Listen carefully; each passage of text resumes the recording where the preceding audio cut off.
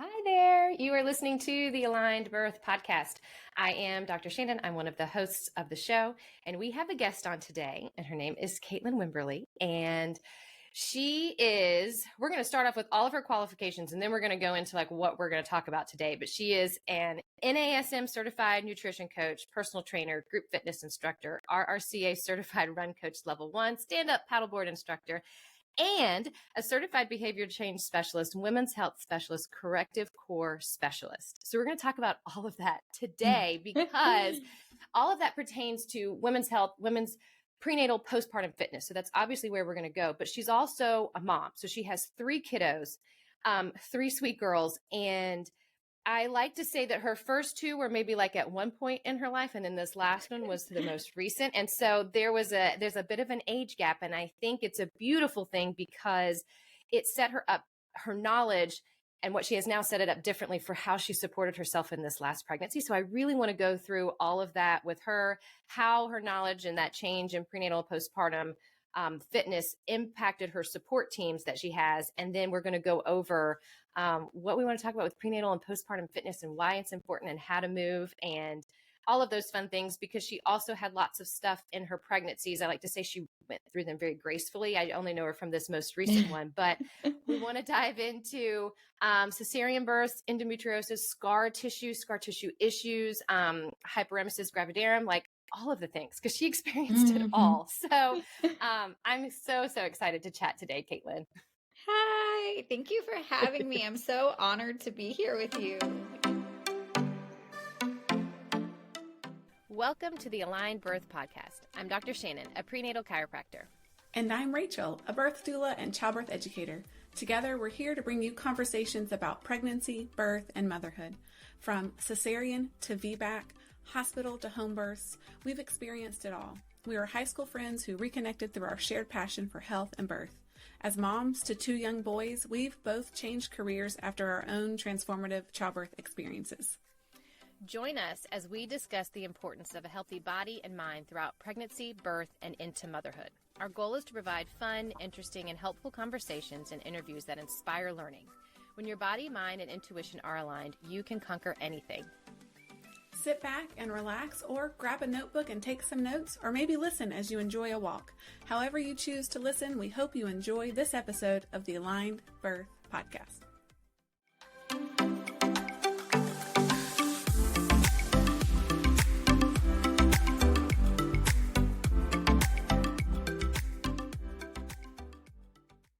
Before we get into the episode today, if you enjoy the content of this podcast, we would greatly appreciate your support in one of 3 ways. First, leave us a review or give us a 5-star rating. Your feedback helps us reach more listeners and make a bigger impact. Second, you can sign up for our newsletter. By doing so, you'll be the first to receive new episodes and exclusive bonus resources straight to your inbox each week. Lastly, you can become a direct listener supporter. Running this podcast requires significant time, effort, and resources. Your contribution, no matter the amount, helps us continue providing valuable content to a wider audience. Simply use the links in the show notes to make your donation, sign up for our newsletter, or leave us a review. Every contribution matters and is sincerely appreciated. If the Aligned Birth podcast is a part of your weekly routine and you love what we are doing, please consider supporting us through one of these 3 options. Your support will create a ripple effect, allowing us to reach more listeners and make a lasting difference.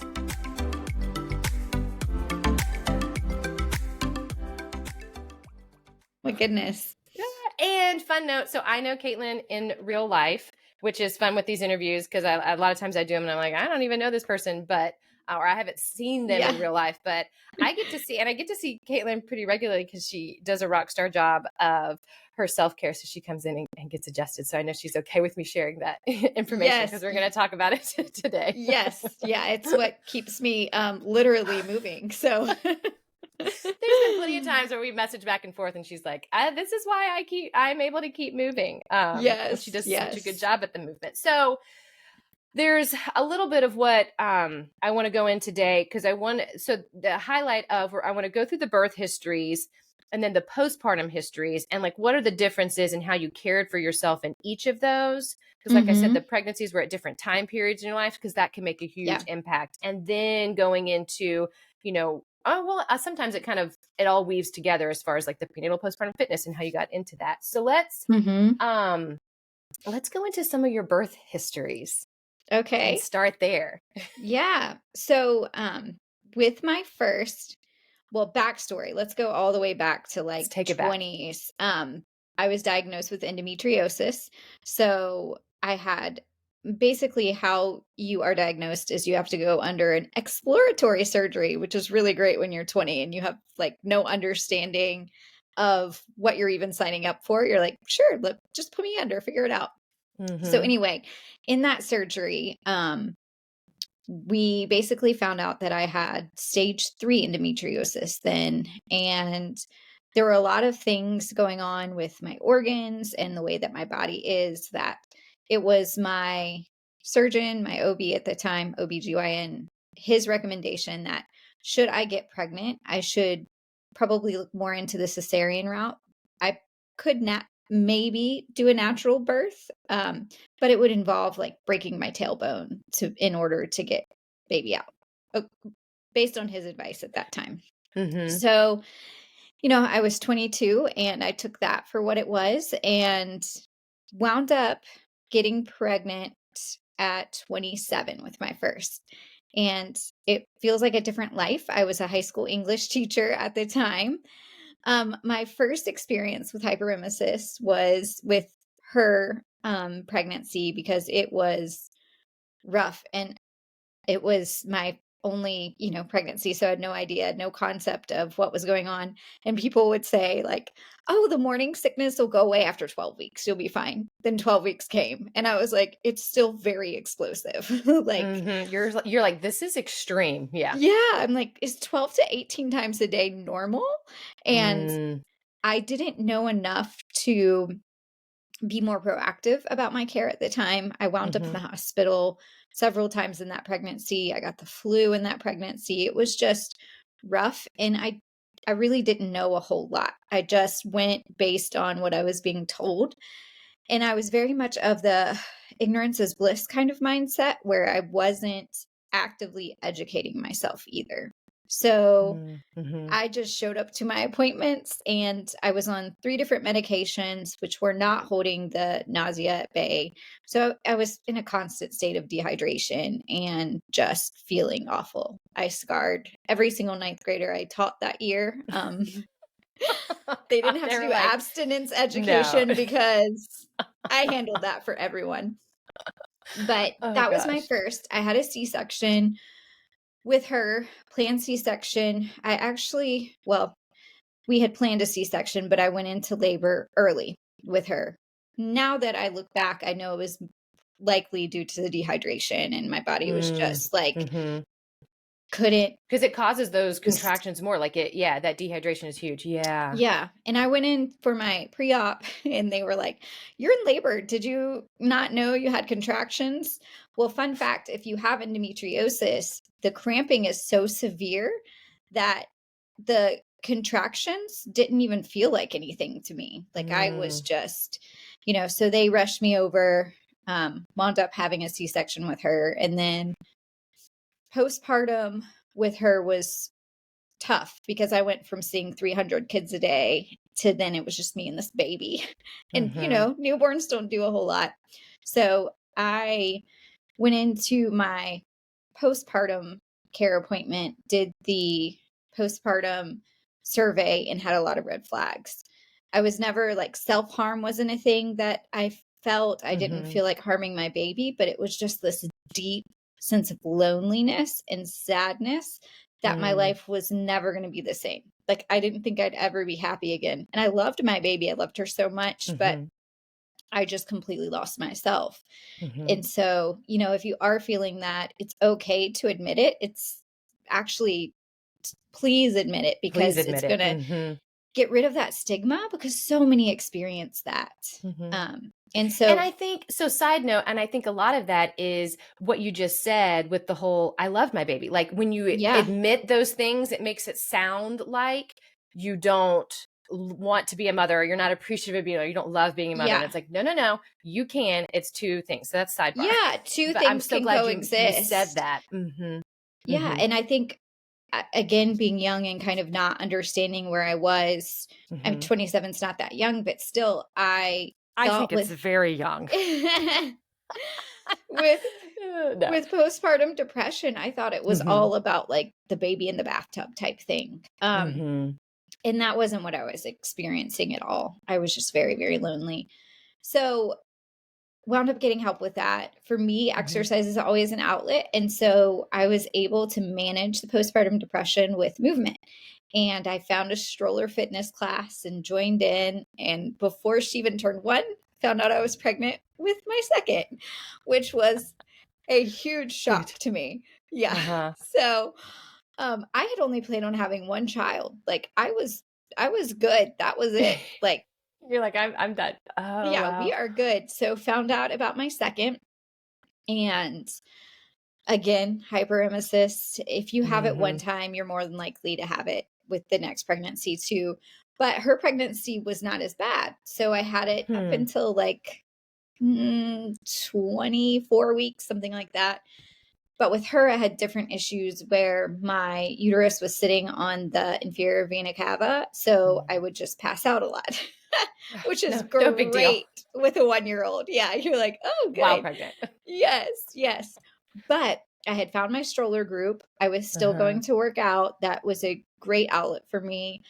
And then we knew we were going to move right before she was born. And so before she was even born, I joined another stroller group.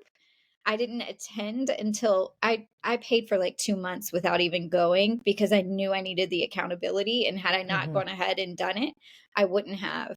And truly that stroller group, I don't want to say saved my life because that sounds very dramatic, but it was their trajectory that changed my life completely. It was life-giving. Yeah. And because of that stroller group, that's when I got into wanting to be certified. I wanted to be a stroller instructor because it gave me so much. I wanted to be able to be the host of that for other moms and be a safe place. Like, when they just show up, they haven't slept all night. They don't even really want to work out. They just need to be seen that day. Some days you just need somebody else to lay eyes on you and say, you're here. You're doing a good job. You made it, and so that became my passion and it has been amazing. I went on to become a run coach and I've been doing it since 2018 now.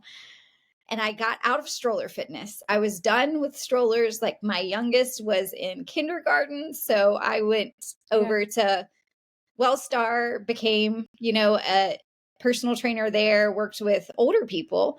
That's right. I do remember all that now. Yeah. Yeah. Side note about Caitlin too. If something comes to her mind and she's like, oh, I want to add this to what I know and this is going to help people, but she's going to do it. Like every time she comes in for an adjustment, she'll be like, okay, so I'm doing this now. Okay. So I'm doing this now, but it's all like, it's not a burden to you. It's more of like, this is life-giving for me and life-giving for others. So any sidebar. Yeah. And I'm a type 3 Enneagram. Yeah. If anybody else knows, like that's just like rest. You're the cheerleader. Rest is not a thing. You're just like, okay, how can I be resting but learning something new to be good at it? Yes. So anyway, that was a side note. In this time, I became really close with Dr. Shannon, and she helped me with my first marathon. And also, we started talking a lot about my endometriosis in ways that I can handle it naturally because I'd been on hormonal birth control, wasn't doing anything. It was just essentially, I was taking it. I was not noticing any difference in symptoms, nothing. And so she gave me a book to read, read the book. I was like, I'm coming off of it. And this is the miraculous thing. And this is something that I think is really cool.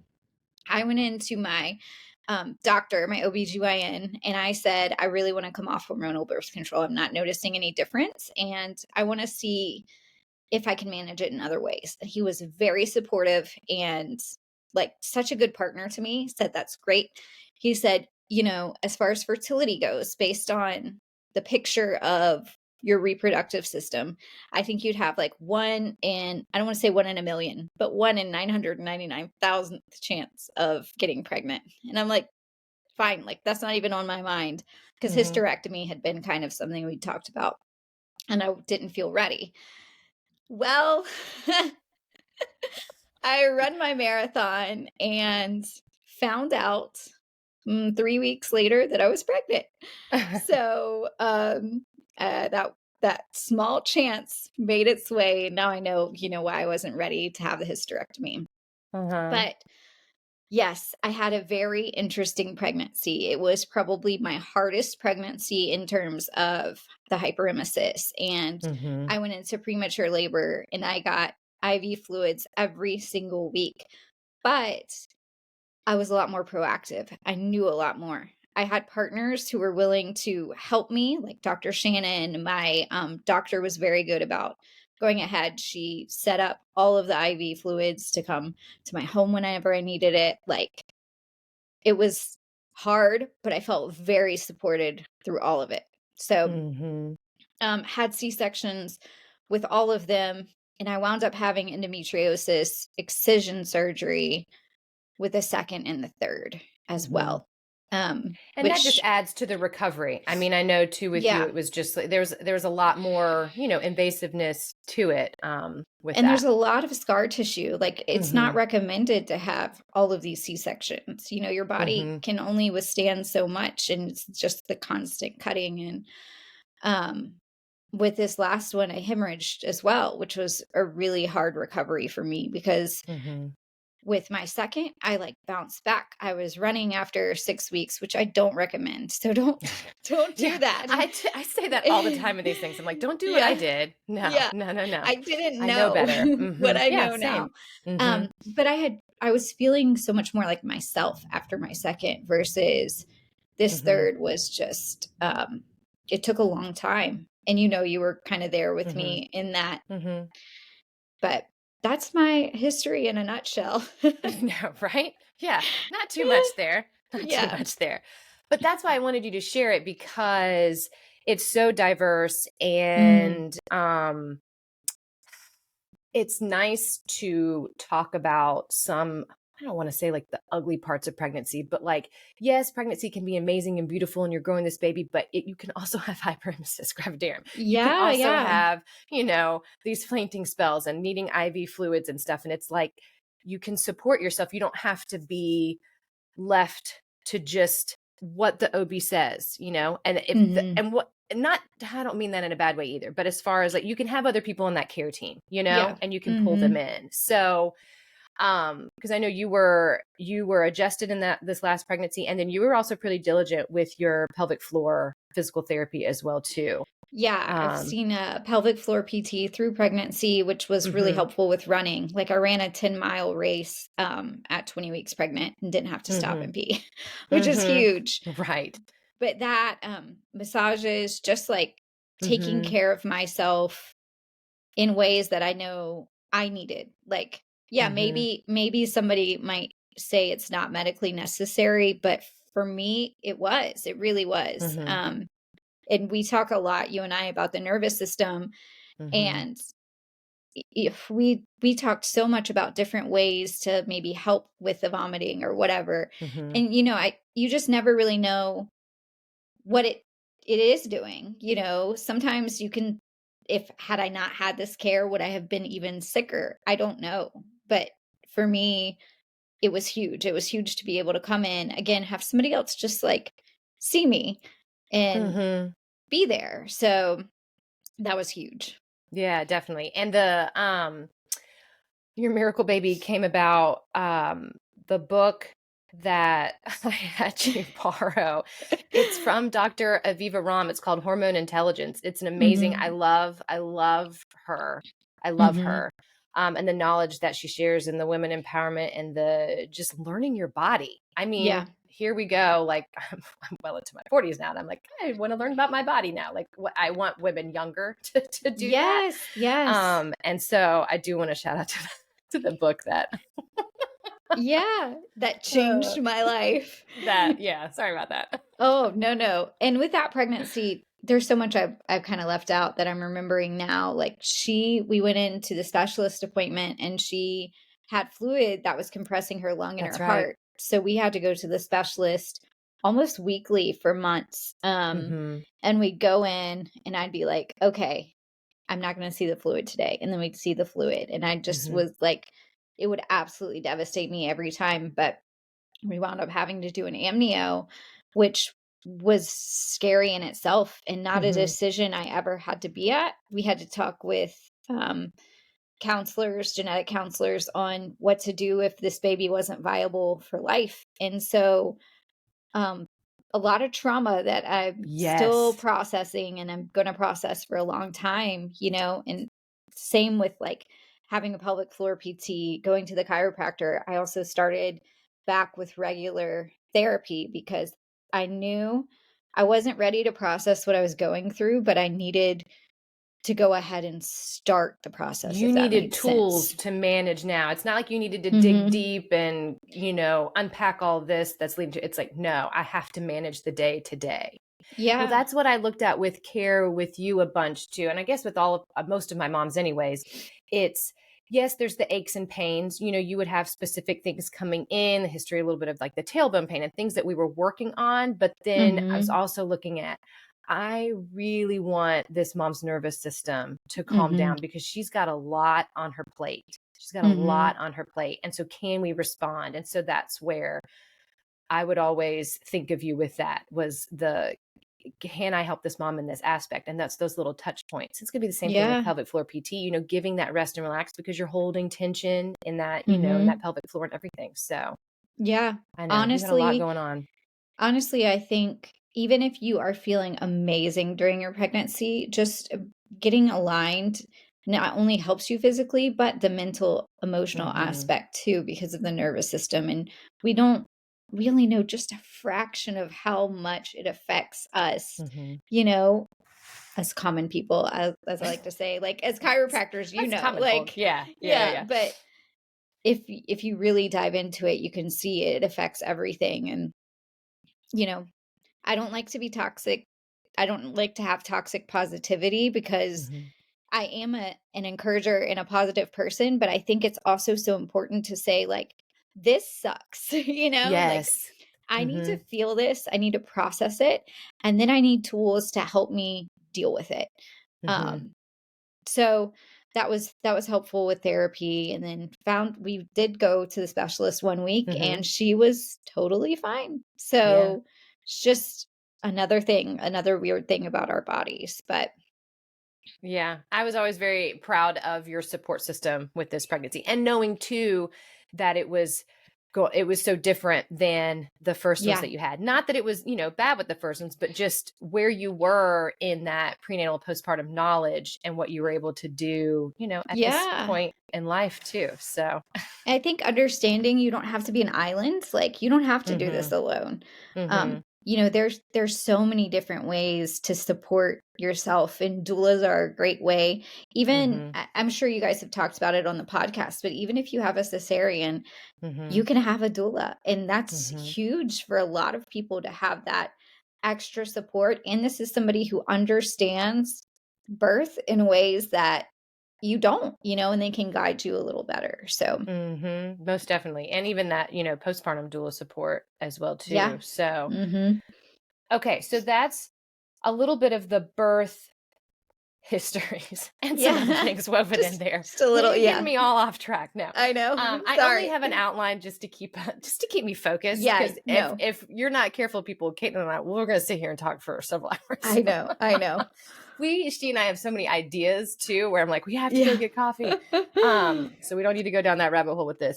I know. Now let's go into your postpartum. You talked a little bit of postpartum with your first and the Mhm. loneliness, but then let's go into how did you do with it in the 3 different postpartums that you had? Because especially with that Okay. second one, it was so close to your Yeah. first. Yeah.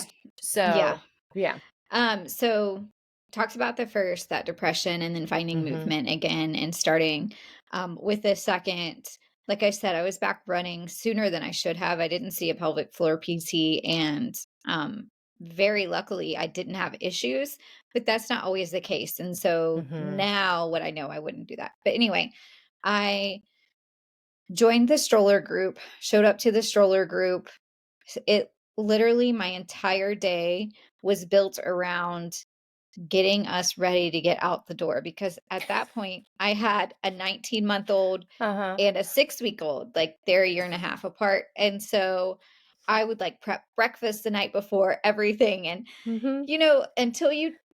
what I've learned in all of my postpartum experiences is like everything feels hard until you do it. And so Mm-hmm. that first time is going to feel excruciating. And so that was what it was for me. Like I stressed until that first time getting out the door. Mabry screamed the whole way home. Of course, we were like in traffic for 30 minutes and she was screaming. And I was like, You're like, this is amazing. This is amazing. yeah, I love my life. yeah. We get home, it's like 10 a.m. I have a whole day still. And I'm like, Yeah. oh, And we you're like, did I'm it. done. We did it. So with that, finding a group of people who were in a similar phase of life was huge for me. And like I said, that is what got me into teaching stroller Mm-hmm. fitness and getting into movement. Because, my master's degree is in education. So to be able to channel that in a different way was really cool. I still dealt with postpartum depression with her, but I had more tools in my tool Mm-hmm. belt. So with first, I had no tools. I didn't even know I had postpartum depression. I didn't know Mm-hmm. the signs. My husband is very, very supportive, but he didn't know either. Like neither one of us Mm-hmm. had children or had this experience. And sometimes he was the only adult I would see. Like Mm-hmm. I had one mom friend who I taught with really, and that was it. And so I went from being very social to being very isolated. Second, I was like, nope, I need social interaction. We're going to do this. And so still dealt with postpartum depression. And then with this third, I knew since I had already had it with the first two, my therapist was like, there's a chance you might not have postpartum depression, but it's more likely you will. So let's go ahead and create tools now just in case, and so that's what we worked on the pregnancy, like finding my safe people who I could say, I'm having a really hard day, or, I don't feel okay today. Even just Mm-hmm. being able to say that to Being able to someone. voice that. Yes. Yes. Mm-hmm. And then letting them know ahead of time, like, hey, I have given you this responsibility. Thank you. And also, I knew I chose the right people because when I said, hey, I need you to be a safe person for me. Here's what I'm going to do. Every single one of them said, okay, what do you want me to do on those days? Do you just want me to listen? Do you want me to plan weekly walks with you? Like, what do you need? And it's okay if you don't know now, but know, like, I'm up for whatever you need. And so that was really, really big for me. I think my hardest thing postpartum mentally, because the physical is, it's hard for everyone, but mentally this time, having the hemorrhage, which really just wrecked any energy that I had. And I'm 36 now. I was 27 and 28 when I had the other two. And that's a big difference. My body's been through a lot more. I was in probably the best shape out of the three, but age affects a lot. So, that was very hard for me mentally because I was still running up till 28 weeks. No, 36 weeks. 28 was Callie's pregnancy.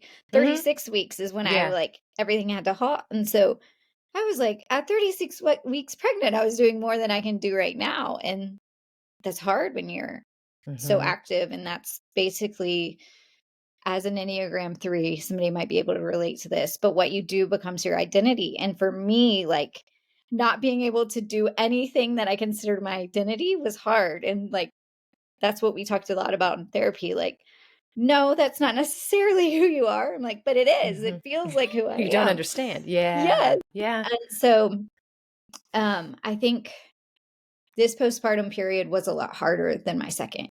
And maybe not as hard as my first in the sense that I had built-in allies with the therapist, with my safe people, with Joe, who now knows, like, I can say, I don't feel like me. This doesn't feel okay. And, so, but mentally it was hard with all of that. So now we're 7 months postpartum. I'm back to running finally because among all of that postpartum stuff, I had a heart issue that came out. So that kind of stopped just me. sorry. It just keeps just Yeah. gonna keep adding some things to Caitlin's plate. I know. Yeah. But that was really, I couldn't move in the way that I like to move. I'm a runner. And so like Mhm. not being able to run had been really hard. Back to the identity thing, like how you see yourself and how you're able to present yourself to the world, it being different is hard. So, but now, we're back. I'm teaching stroller classes again. Mhm. Now is like the old mom. I love it. The seasoned mom. Yes, the veteran mom. What is it? Level 36. That's what we're saying Yeah. now instead of, Yes. I'm 41 years old. I'm level Yes. 41. But it's fun because I can be like, oh, I hear you. That is something to worry about. But I think she's going to be okay, Uh-huh. like, Uh-huh. so. Exactly. Well, I will say too, you did a really good job this postpartum. You're very open about it as well. And so we're going to share all your social media stuff too, because I love how open you are with it, but you shared the journey and it was intentional Mm, progress. And I don't want to say slow because it was what was needed. I think a lot of right. times we try to I don't even like the word come back anymore because I like to use like come into because we're a different Yeah. person, with pregnancy. So it was like 100%. it wasn't slow. I don't want to say that, but it was very No. intentional. And so it Mhm. was planned out, it was intentional, it was methodical, and it was a fun little transition to watch and see you get back to like your jump splits Yeah. and your Yes. stroller Yes. runs.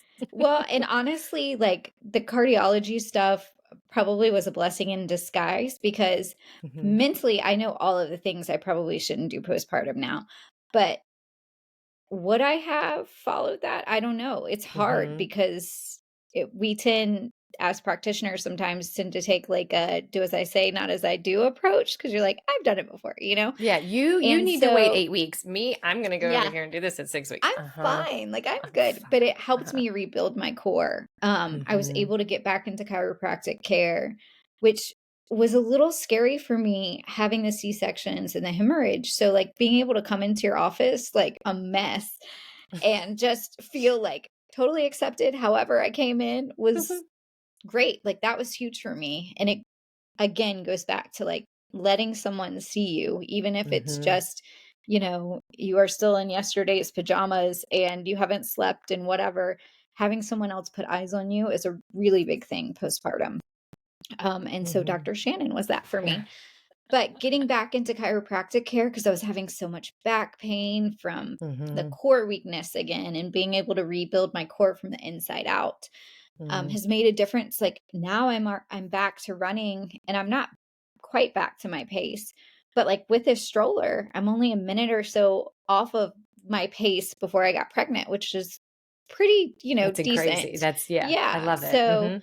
um, and doing a lot of strength training, which I do love. So it's been good. It's been nice to have again, having my Yeah, partners. to So, have that back. So let's segue into what your I guess like what your focus is with moms, the groups that you do, because you have runner mom groups. mhm. I know you had the stroller fitness and coming back into that. And so what is it that you look at with prenatal and what if you're working with prenatal clients, what do you do there? If you're working with postpartum clients, what do you do there? Yeah. So with all of it, I'll say the overarching thing is diaphragmatic breathing.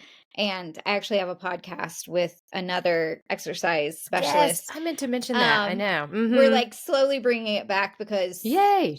we both got pregnant and it put Uh-huh. everything on a hold. But Yeah. anyway, we talk a lot. We'll talk about diaphragmatic breathing. We could talk about it for hours. But Uh-huh. it's basically a type of breathing that really brings your TVA, tightens it, and helps with the ab separation. And it's natural. Everybody's going to have ab separation just based on your body Mhm. accommodating a baby. But really engaging those muscles helps prenatal and postpartum, and it helps with things like back pain, which a lot of people suffer from. In fact, I think that's what I hear most commonly is like, oh, I can't get any movement in because my back hurts so bad, whatever. So being able to strengthen from the inside out is huge.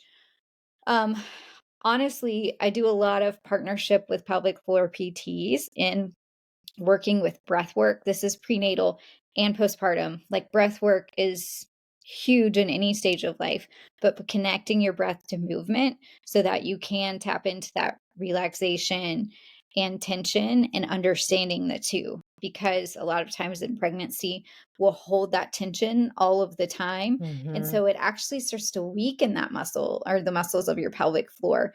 And so we need to learn how to relax as well and provide the tension.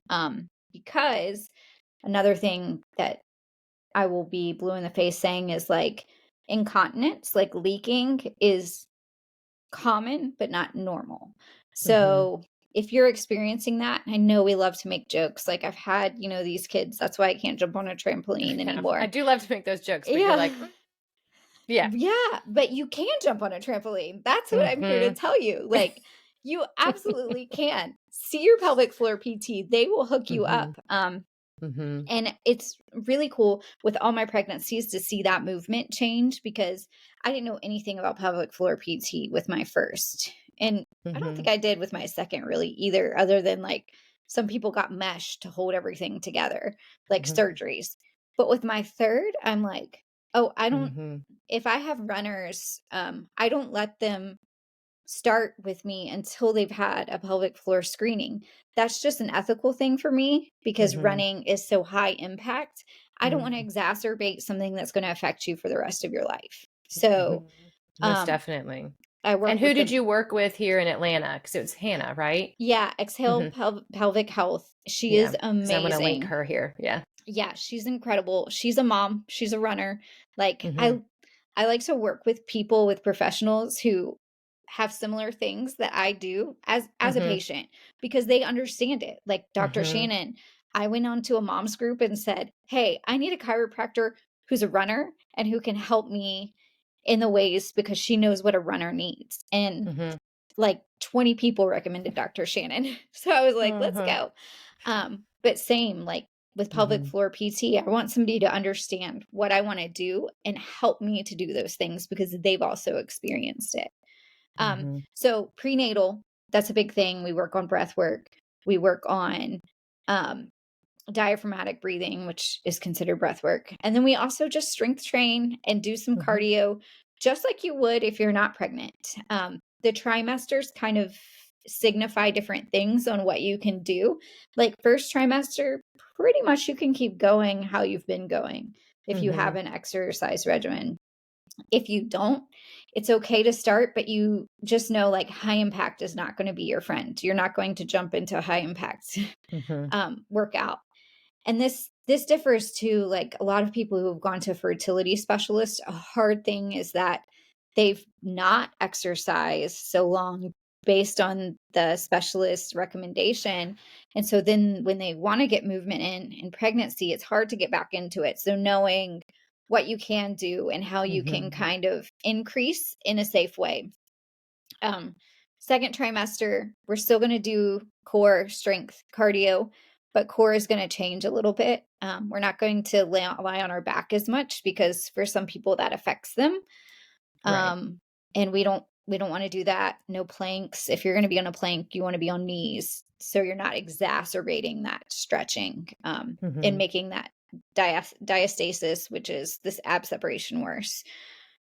And then third trimester, again, we're doing all of the same things, but we're going to slow it down because we want to start more on like birth prep and labor Mm-hmm. prep. So we're going to increase maybe the number of squats that we do. We're going to do a lot more work with a ball, a big birthing ball. Mm-hmm. Mm-hmm. Um, and that's huge for core. We're going to start working on things that you can do postpartum so that when you are cleared, you can get back into it.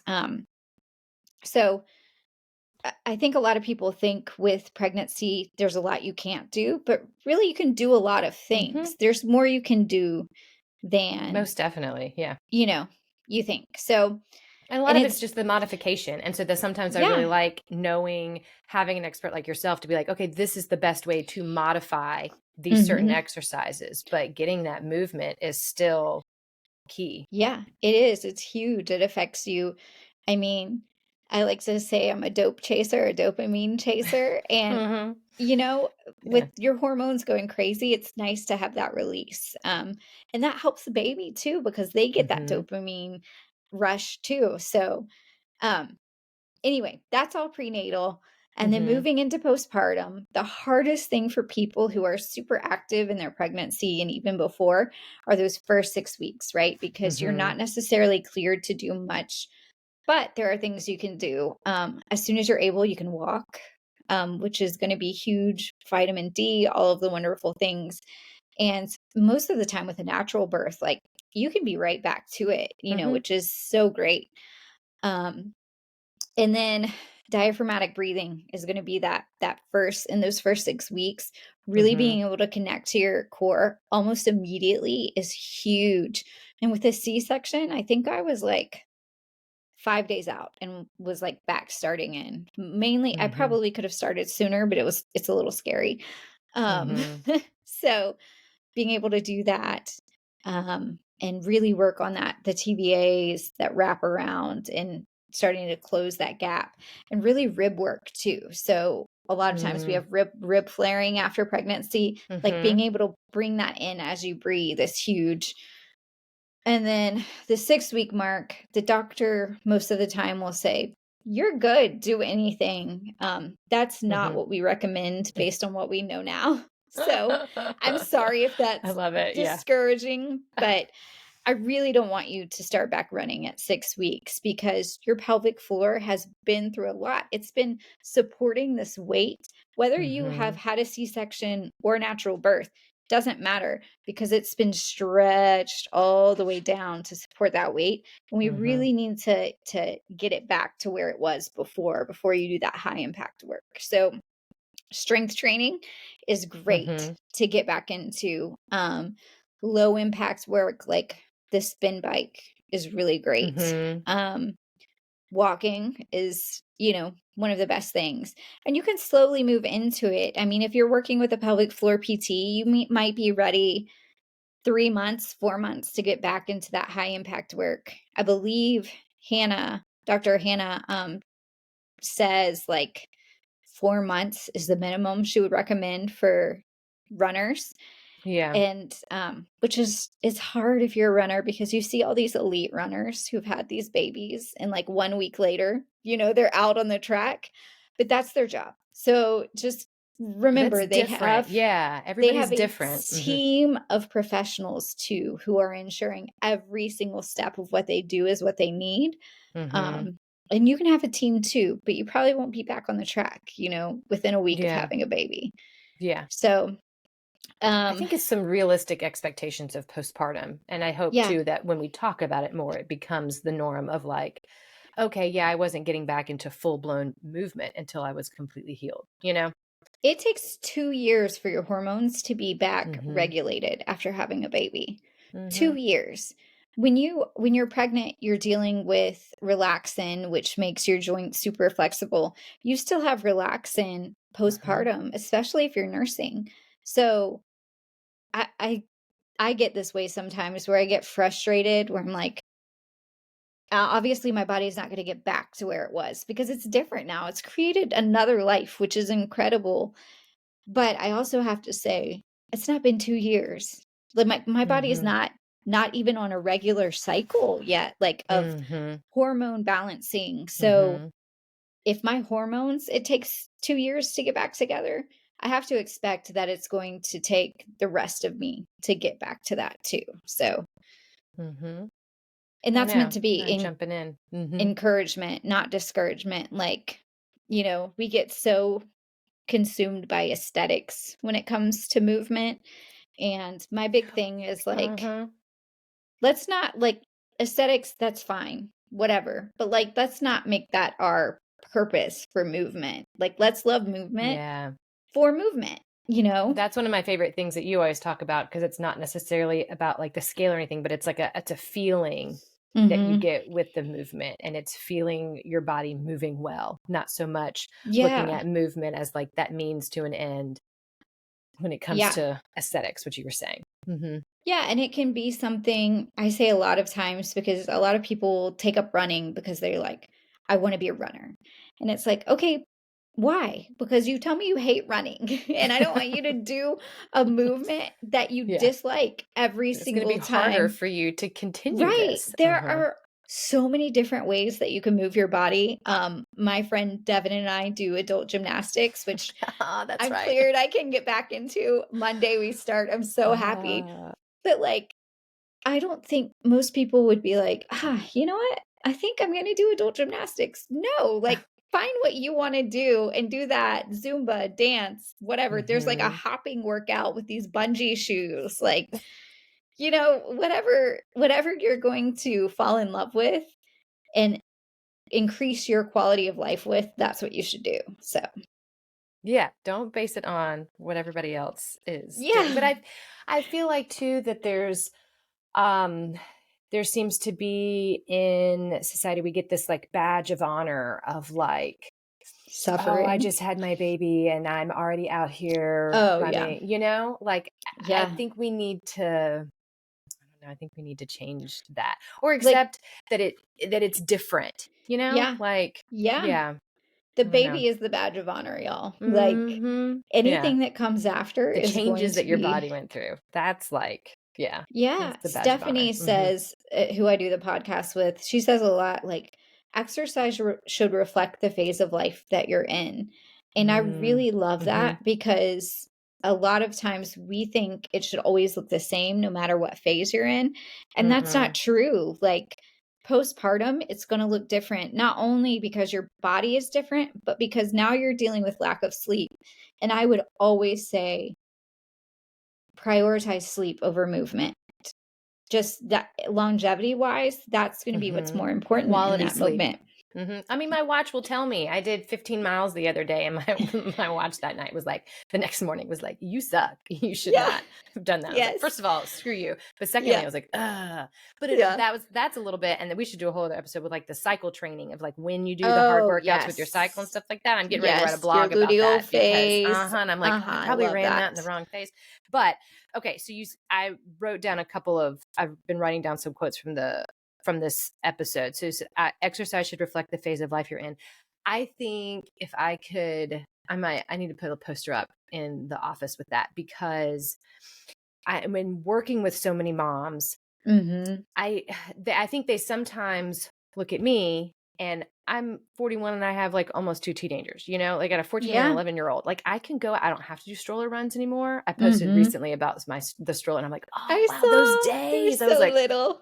Holy moly. And I was like, that was a whole other phase. Oh like my the gosh. exercise, the running, it changes. So you, first of all, comparison can be the thief of joy.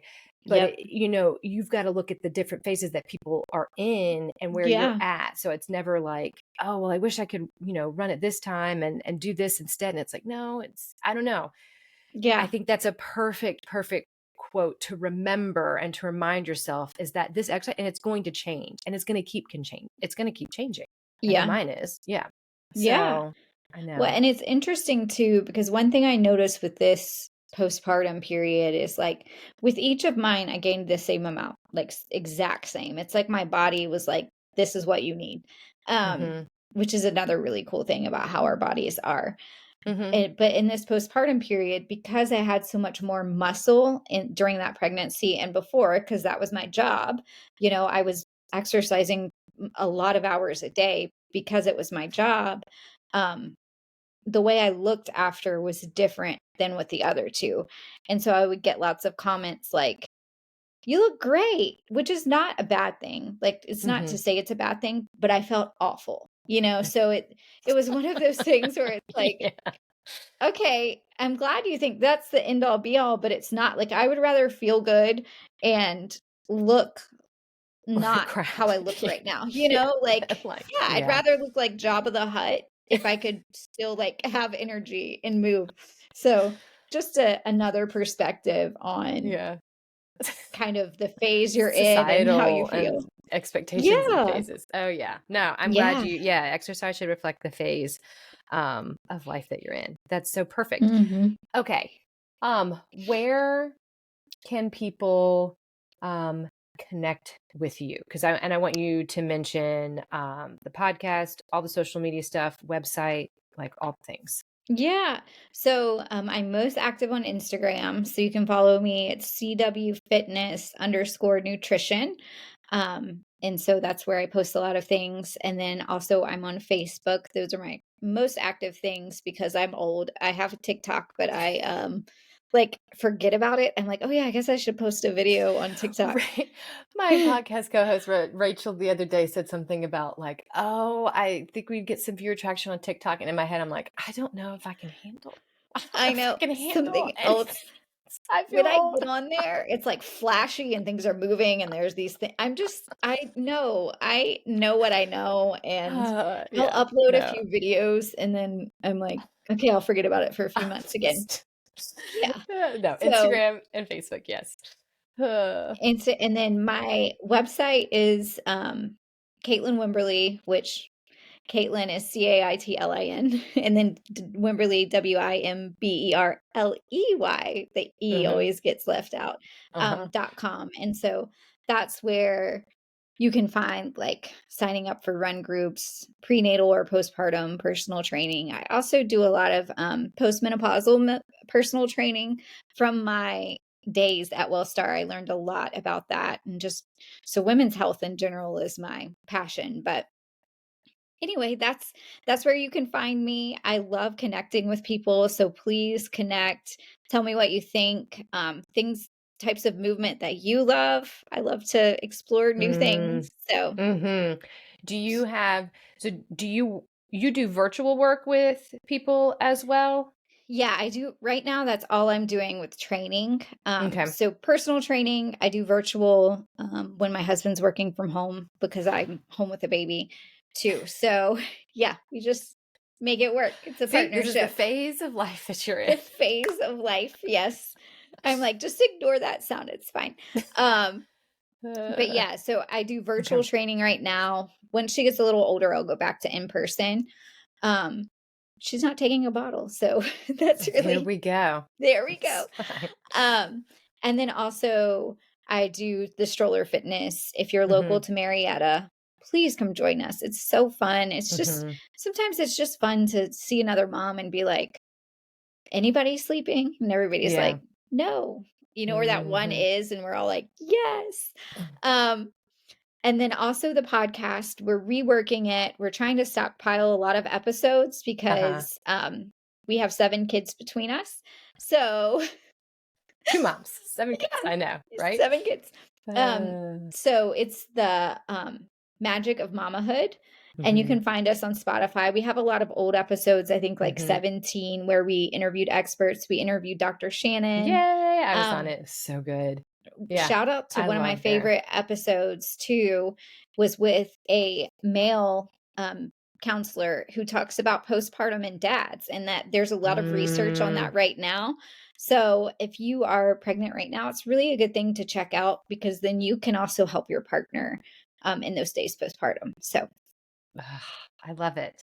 That's why I wanted you to go through all the things that you have because there's so many little avenues that people can connect with you. And you got to follow Caitlin because there's going to be something new that she does. There's going to be like yeah, a new class I'm or a sure new I'll be skill like, that she's learned or, hey, I'm I going to do can't this now. stop. I know. My husband's like, what now? What are we doing? Dude, I I'm know. like, it's fine. It's fine. It's done. You just keep working. That's okay. Oh, goodness. Yeah. This was so good. This was so good. Yes. I hope your story, I know your story, your knowledge, who someone needed to hear it, and can say, okay, Yeah. this is what I can do in this pregnancy, or knowing how different their pregnancies can be, and hearing the ways that you supported yourself. So Yeah. I'm so thankful to have you on the show today, friend. It was nice to see you Yes. online. Thank you for I'll get to having see me. you soon in person. I know. love Yes. it. You'll see all of us. But again, thank you so, so much. I appreciate all of the information that you shared. And then stay tuned, listeners, every Wednesday where we'll have a new episode go live. Yay. Thank you.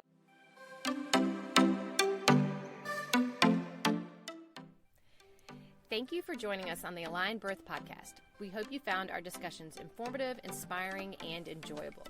Remember, when your body, mind, and intuition are aligned, you have the power to overcome any challenge that comes your way. We appreciate your support and leaving a review or rating, signing up for our newsletter, or becoming a direct listener supporter. Your contribution helps us continue delivering valuable content and reaching more listeners like yourself. Stay connected with us through our newsletter to receive the latest episodes and bonuses straight to your inbox each week. You can also connect with us on Instagram at aligned_birth. All links can be found in the show notes. Together, we can make a difference in the lives of the birthing individuals and new moms. Thank you for being a part of our community. We look forward to sharing more empowering conversations on the Aligned Birth Podcast. Until next time.